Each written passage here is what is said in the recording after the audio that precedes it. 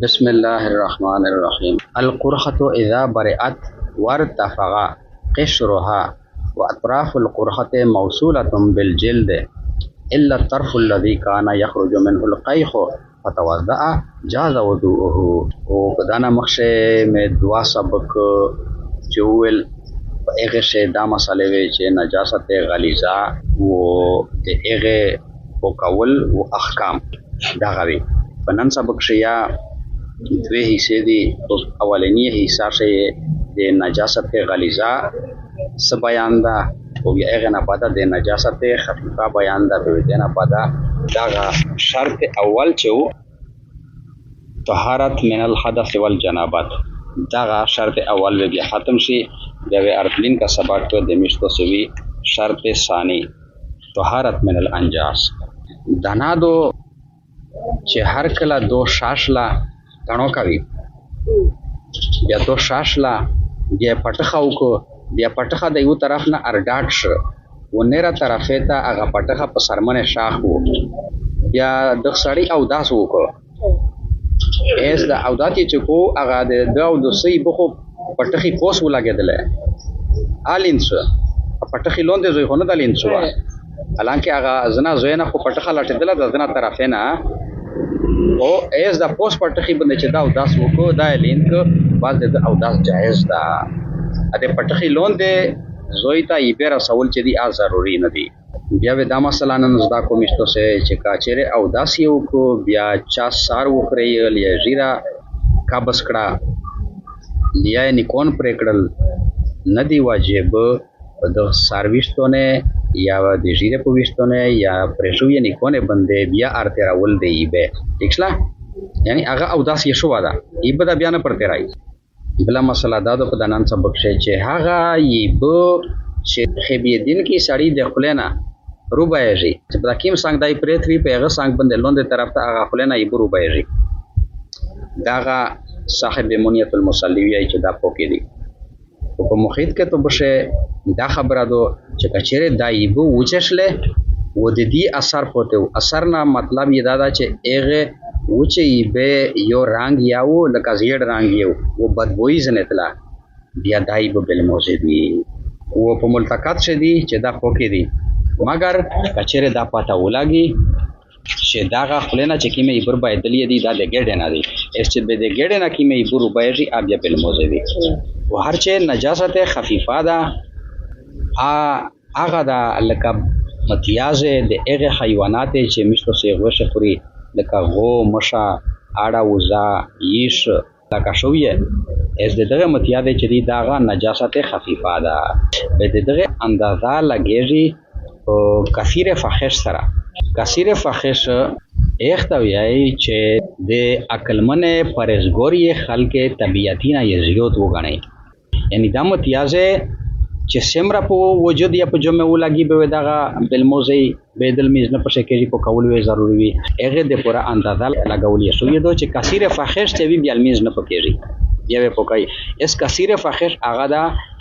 چې کیم مقدار د متیازه عقلمند پرهیزګوري مؤمنون زیوت وګڼي چې په ختمه زیوت متیازه ولګیدا بس به دغه کثیر فحش تو یو روایت شو د ابو حنیفه صاحب نه چې د دغه متیازه اندازه دا سره لګیږي چې لويشت په لويشت ٹھیک شله چې یوالويشت داسه و یوالويشت داسه دا وطن چې ونشي به دغه نه مربع جوړ شله ٹھیک شله یوالويشت داسه یا داسه دغه لويشت د یو طرف ته وره دغه لويشت د یو طرف ته وره دغه نه مربع جوړ شله چې دمر زوی ونشي متیازه لويشت په لويشت شه بیا و دغه کثیر فحش وی بیا المیز نه پکېږي او روایت شو دا د امام محمد صاحب نه چې د کثیر فحش اندازه په ربع سره معتبر ګڼل شي چې سلارمه خصه ته ورسېږي بیا د سلارمه خصه شه د علما کرام اختلاف ته چې د سلارمه و میز سرنګ مولمای بیا ځنه علمونه دا ویلي دي چې سلارمه خصه د ټوله خطه لکه ټول خطه د ټول خط سلارمه خصه په دغه نه چې کاما متیازه په ولګي لکه لمندو په دغه لمنه په غونډه لمنه نه لشکې په کامه ولګیدا بیا دا څلورمه حصې ته د خط نه رسېږي، بیا دا پوکه ده. ټیک شله. و ځنه وایي چې نه غونډې خطې څلورمه نه، بلکې دا ته وګورئ چې کچېرې لمن وه، یوې لمنې شی څلورمه حصه، د لمنې څلورمه حصه کچېرې بالموضع شله لیازیو ته بیا لمونځ نه پکېږي. که په د لمنې څلورمې حصې نه کمه متیازو ته رسېدلې وه بیا لمونځ پکېږي. دا وایي چې د که لمن وه به د لمنې څلورمه حصه، و که ترخز وه به د ترخزې څلورمه حصه. ترخز پېژنئ؟ ترخز دغه ته وایي یو قسم خطې ګنډلی شي، دغه د ژۍ نه یوه پټې کیږه کولون د لمنې راسه ښي طرف ته ګس طرف ته مخ شیا و وروسته یا دا څلور پټې پسې ګنډلې شوي دغه ته ترخز وایي. ترخز لمده شوی او په متیا دی به د ترخزې څلورمه حصې ته کتل شي. یا که لستیڼه لیند شو په متیا دی به د لستیڼې څلورمه حصې ته کتلی شي. یعنې دا غونډه لستیڼه ده دغه یې راته چې دغه بیا څلورمه حصه ده. که چېرې دغې راته متیا دی په ولګېدلی د دغې سره لمونځ کېږي، دا په څلورمه حصې نه کمه ده. دغه سبب کې اسکې ته به شوی القرحة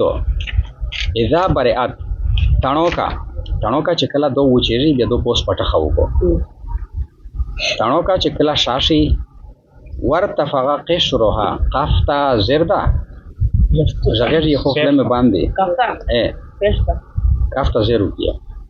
ورتفع قشرها وچیک شو پټخه د تڼوکه و اطراف القرحة و طرفینا د تڼوکه موصولتم بالجلد اشرحوی سرمنه پره دلر ګوري تڼوکه ګډ دی.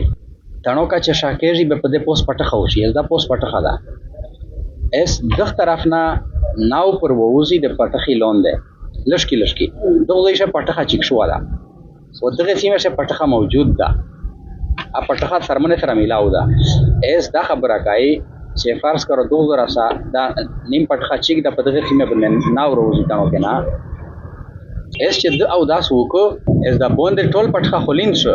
خو چې دا کیم چیک پټخه ده دغه لوندې زوی چې ده هغه لمدولې ضرورت نشته ده. دا خبره کوي. و اطراف القرحة و طرفینا د تڼوکې موصولتم بالجلد پیوستوي شاخوي په سرمنه پرې الا الطرف الذي مگر هغه طرف نو شاخ کان یخرج منه القیح چې وو چې وته د هغه زوینا قیح معنا ناو. فتوضع بیا دغه سړی او داس وکړو جاز وضوءه جایز ده او داسته ده. ټیک شله. دا ضروري نه ده چې هغه پټخې لوندې زوی ته دی به نور رسولی. و ان لم يصل الماء اگر کا نو رسدلې یب الا ما تحته اغ زوی ته چا لوند د پټخې نه ده. دا مسله په دغه ځای ختم شوه. ولو توضع کچره او داسې وکړو ثم خلق راسه بیا وخري سرخ او لحيته يجير خپل او قلم اظفاره قلم کول رکول اظفاره نیکون لم يجب امراره على تلك الاعضاء ندی واجب تراول د دغه اندامه باندې دی به چې دای ویای چې آیا مخ چې نیک نو پرکړه د خوانیک سر باندې په لاګي ویس مې نیک پرک د پوتې نیک په سر باندې خو یې باندې لاګېدلې چې دا وسوس ورشي وي چې نه دغه ته ضرورت نشته ده. ندی واجب په د باندې تراول دی به پیغه رشو یې زوی. بلا مسله الماء الذي اغيب يسيلو چې بایجی سالا یسیلو فی المضارع دو واحد مذکر غایب صیغه ده چې بایجی من فم النائم ولید خبیدلی سړینا وهو طاهرون بیا دا پوکې دی. وفي المحيط او په محیط کې تو په دا مسله ده انه چې شان دادا ان جفا کچره دا ولنر وتلی یبو جفا وچشله وبقي له اثر وبقي پوتش د اغه یبلره اثر نه مراد د اغه یبه بدبوئی و رنگ چې زیړ رنگي و بدبیز نسی خله په دغه ځای یې بور وتل سبو ماله اس اپ وچوي اس کچره دغه وچ شوی یې بو بدبوئی و 120 نته یا زیړ و یا پېښه چې دغه اثر د غیبه پوته دا اس دغه زوی د بلموز دا. ٹھیک شلا. فهو نجسن بيدا پلیتا محیط کې تو دا مسله دو چې خلینه یې برو بایدلې بیا هغه وچشله و د دې اثر پوتې شو. اثر معنا بدبوئی ورنگ فهو نجس بیا پلیت دی وفي الملتقط او ملتقط کې تو بشدي هو طاهر چې دا پوکې دی خو کچره الا اذا علما مگر کچره پته ولګي انه من الجوف چې دا د ګډ نر وتلی دی بیا چې دته دا پته ولګي چې د ګډ نر وتلی دی بیا بالموز دی وکادا پته نو ته ولګي دا بیا پوکې دی و اما النجاسه الخفيفه هر چې نجاست خفیفه ده کبول ما یوکل لحمه لکه متیاز د هغه حیوانات چې مشتو سي غوښه خوري لکه غومشه اړه وزه کیش ولکه شویه وغیرہ فانها مقدره بیا د دې اندازه لګولې شوې دو بل کثیر الفحش په کثیر فحش سره کثیر فحش معنا ډیر زیات کثیر فحش ایک مقدار ته وایي چې